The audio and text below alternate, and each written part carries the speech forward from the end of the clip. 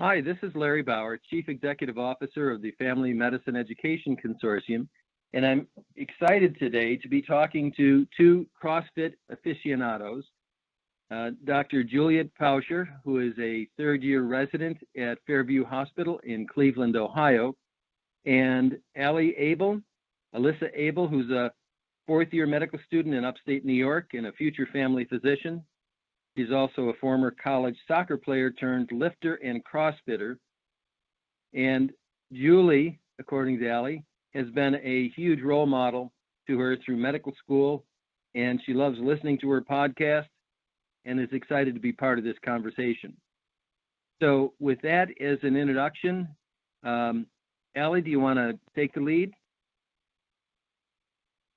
Oh, I just wanted to say it's a huge honor, Julie, to be talking with you today.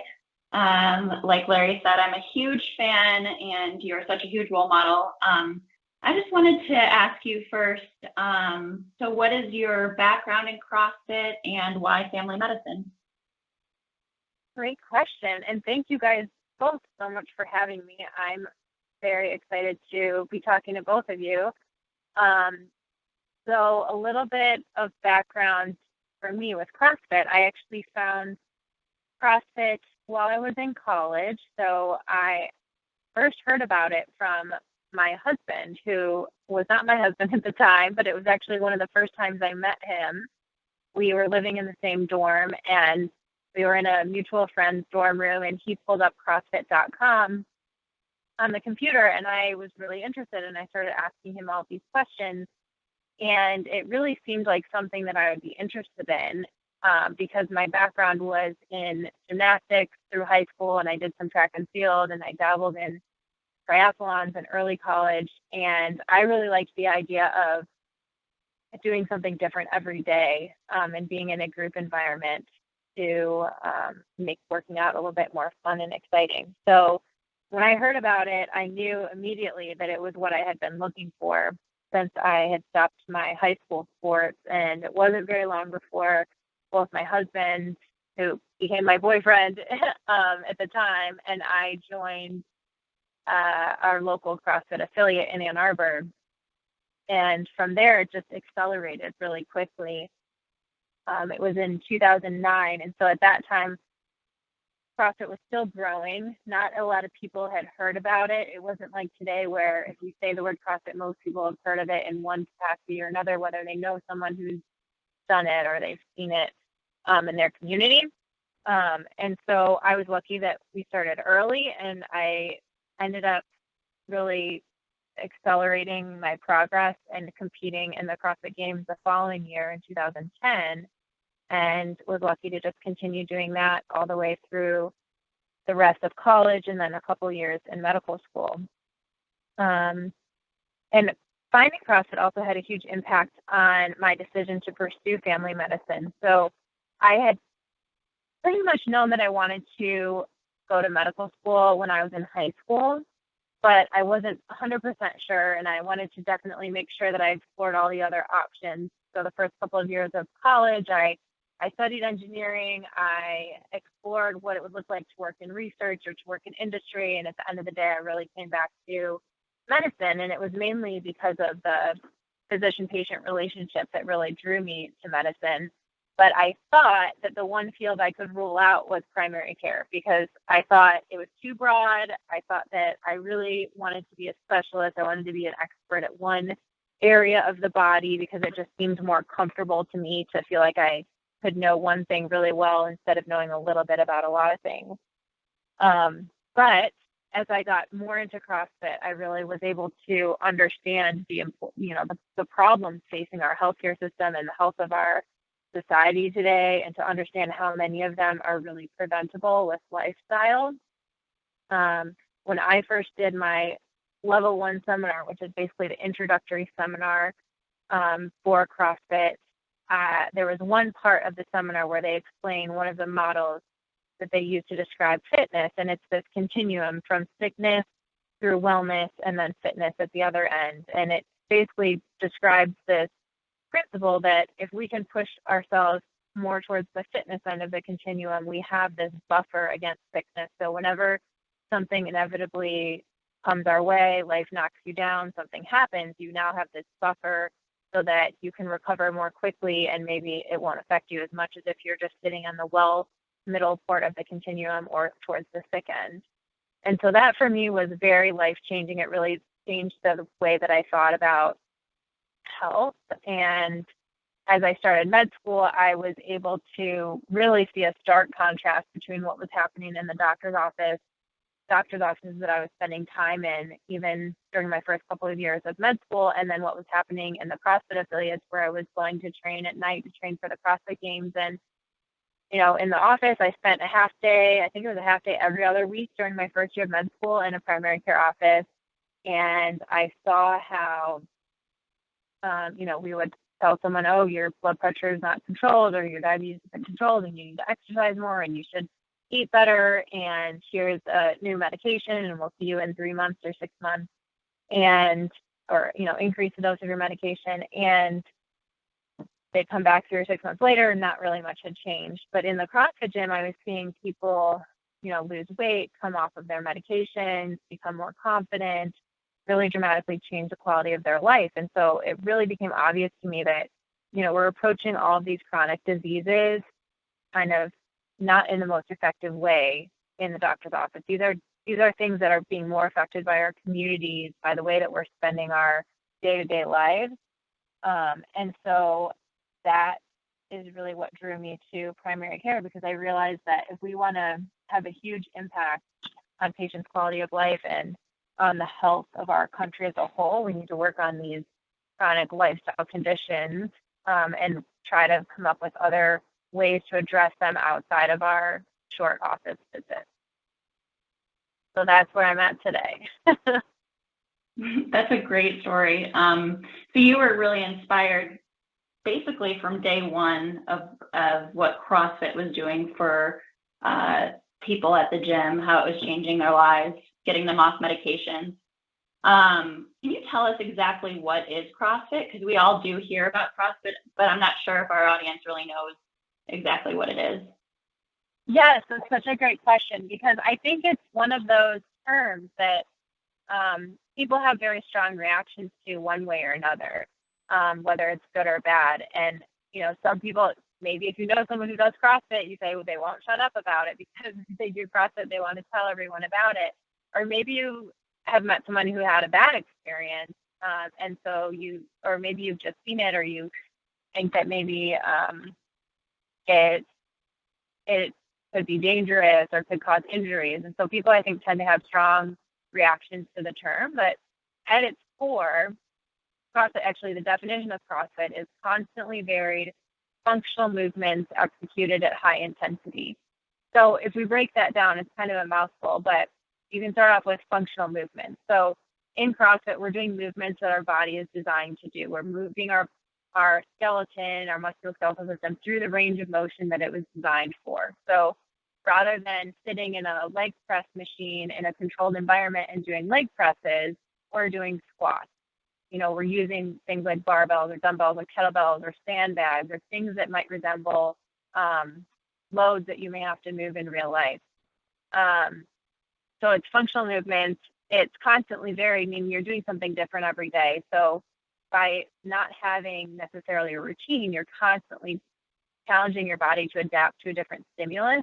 And therefore, it's a very effective method for developing overall strength, endurance, so many other physical skills. And then the high intensity is, I think, what scares a lot of people. But it's really important to emphasize that intensity is relative. So one of the most amazing things about CrossFit is that anyone can do it. Maybe it's not for everyone. Some people might not enjoy it or might not want to do it, but anyone who wants to do it can do it because it's infinitely scalable. So what I love is I go to the gym and I can do a workout. You know, I have a history of competing at a high level in CrossFit. I can do a workout next to someone who's 75 or 80, and we can be doing the same workout, but it looks very different between, you know, what I'm doing and what they're doing. So I may use a barbell and I may do pull-ups, and the 75 or 80-year-old may use a PVC pipe or basically like a wooden dowel rod or something like that, and they may use sit on the ground and pull a band down, from above their head towards their chest. So they're still getting the same stimulus. They're moving their body through that same range of functional movement, but it's appropriate for their level. And the goal is for us to finish the workout that we're assigned in the same general time frame. So you're finishing the class, you're finishing the workout at the same time. You can cheer each other on. You're helping each other overcome challenges, learn new skills. It's a very positive environment to be in. But that intensity is relative. And the intensity, it is definitely high intensity, but intensity is important for helping you to make improvements and grow. But it is definitely relative to your capacity at the time. I've also seen that a few CrossFit gyms across the nation and across the world have started classes for kids and classes for older adults to make people feel a little bit more comfortable and to invite those populations into the gym who might be a little bit more intimidated by the perceptions or the misconceptions of CrossFit. So I think that's really cool too. Yeah. So you are finishing up your residency this year. And so what do you see as in your future in family medicine and kind of integrating these ideals of CrossFit into your practice? Yeah, so it's very exciting to finally be toward the end. I have about a year left to go, but I'm really excited. I always try to talk to my patients about these things, but I am excited to really be on my own. And my husband, who's also in family medicine, and I do plan to open a direct primary care practice, which I think will allow us some of the flexibility to be able to incorporate more of this with our patients. And like I mentioned earlier, all of this stuff happens. It's not happening because of what their doctor is doing. It's happening because of the way a patient is choosing to spend their time, the communities, the people that they're surrounding themselves with. And so we really want to emphasize the importance of helping people get into healthy communities, whether it's a CrossFit affiliate or whether it's another health-minded community or another activity that can help get them moving. And so we're really planning to partner closely with those types of communities and help our patients, really empower our patients to take part in that sort of activity so that they can be healthier, prevent, or hopefully treat chronic diseases that they may have. Can you tell us exactly what you mean by direct primary care? Yes, I would love to.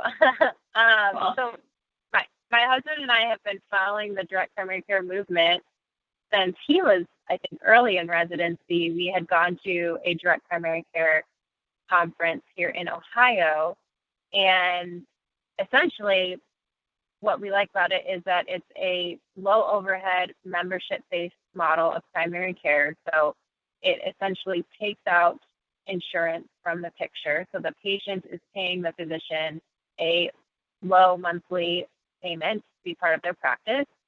And what that allows you to do is spend more time with your patients and put the relationship back at the center of the practice.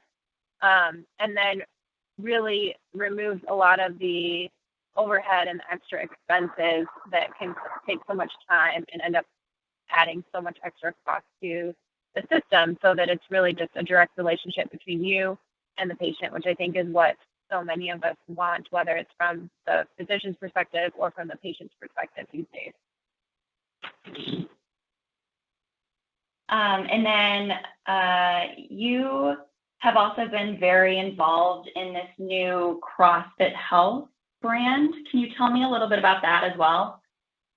Yes, definitely. So it's an amazing time for me because I've been involved in CrossFit for 10 years, and I competed in it, and I am on the seminar staff now. I teach these level 1 seminars, and then going through medicine, it's kind of all come together as CrossFit Health has developed over the past couple of years. So the founder of CrossFit, Greg Glassman, basically announced this CrossFit Health movement about almost 2 years ago now, a year and a half ago or so.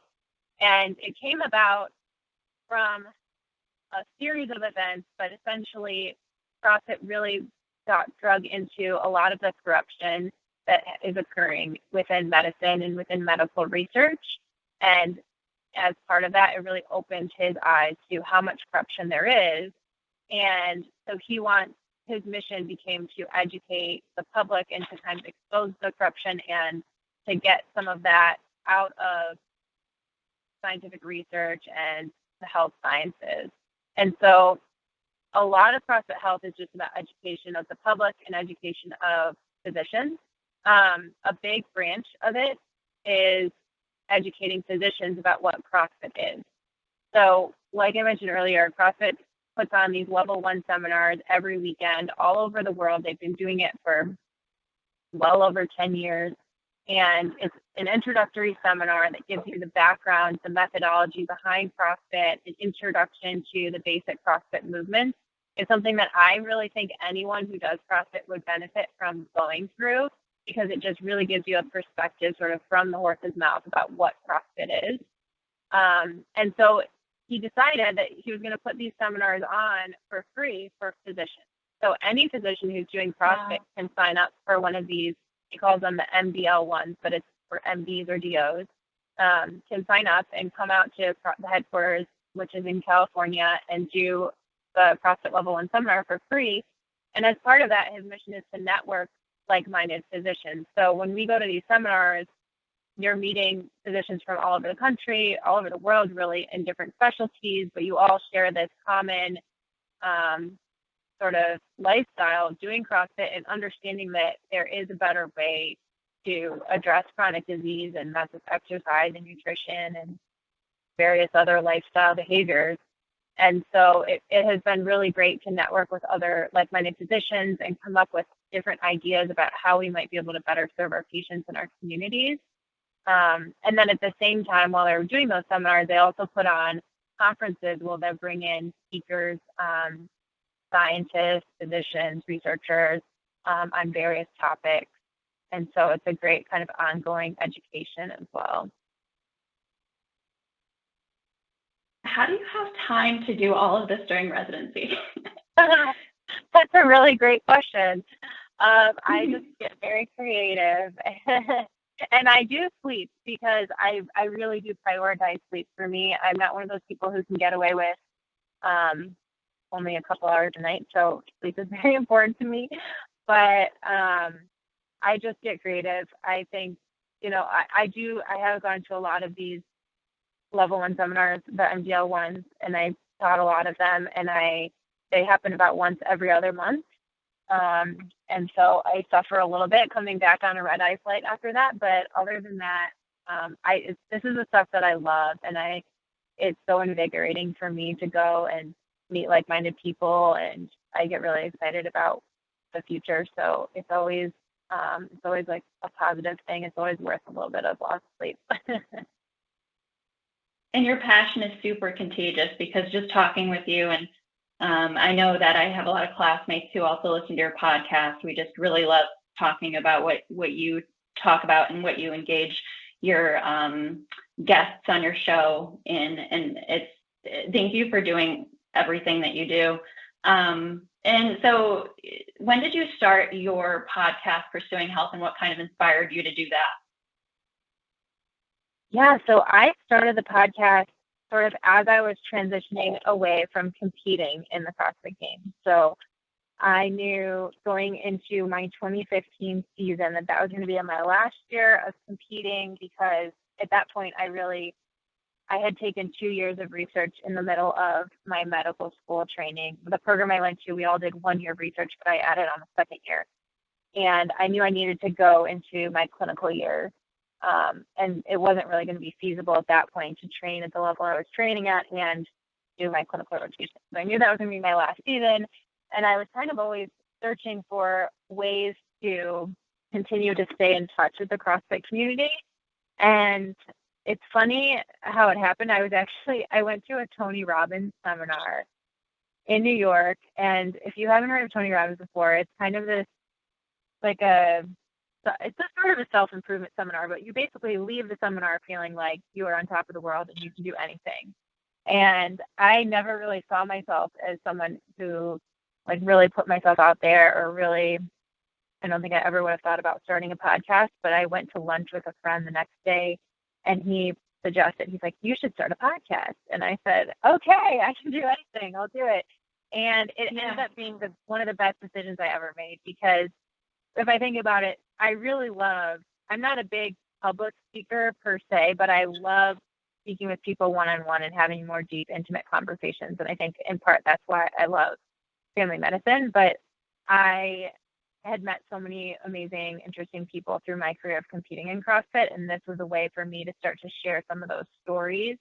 So it's all interview-based, and initially it was a lot more focused on competitive athletes, but now it has really evolved more into health in general. I interview a lot of physicians and scientists and try to look at health from a bigger perspective. So it has been so much fun to, meet a lot of these people, to have these conversations and to share them. And I mean, what you just said about you and your classmates, that makes me smile, because that's exactly why I do it. And I hope that it reaches more people who are in medicine and helps people to think, to think a little bit outside the box, because I think so many times we go through our medical training and we're so trained to just move forward and do the next step. You do this MCAT and then you apply for med school and you go throughout med school and you pick a specialty and you do residency and then you do fellowship, and next thing you know, you're out on the other end and you finally have this whole world in front of you, and you can start to really think about, what you want your life to be like and how you want to interact with your patients. And I think that there's so much else going on around the world outside of medicine that we often don't have time to really pay attention to. And there's so many other things that we can do to make an impact on our patients. And so I hope that that's kind of what I try to do with the podcast, is bring in some of those other ideas. Definitely lead by example too, with all your social media. You're eating well, you're exercising, and I think that goes a long way as a physician too. Oh, definitely. I mean, we all have to lead by example. I think we can't ask our patients to do anything that we can't do ourselves or we haven't tried ourselves. So I think that's huge. And we're not all perfect. Social media is one thing. Everyone, what you see on social media isn't everyone's entire lives. And I don't eat perfectly all the time. I don't exercise all the time. But, we're all doing the best we can. And we have to definitely walk the walk. Well, Julie, it was such a pleasure. Go ahead. Oh, I was just going to say, I've been just enjoying the heck out of listening to the two of you. It's very motivational. I've been I guess you could call me an athlete most of my life.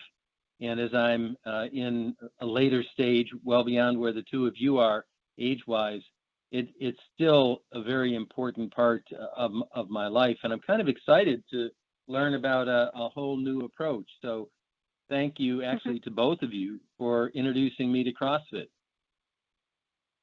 Oh, I'm excited I can't wait to hear what you think when you try it.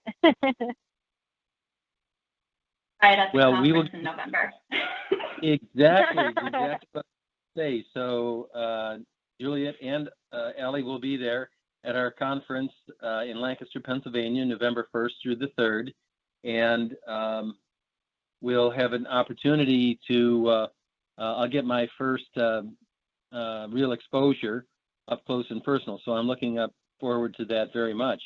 So I would like to say thank you to both of you for sharing your time and for doing what you're doing. This is really important work that I think can have a dramatic impact on the health of the nation. So on behalf of my grandchildren, thank you very much for the leadership that you guys are showing. Well, thank you. And thank you so much for having us on.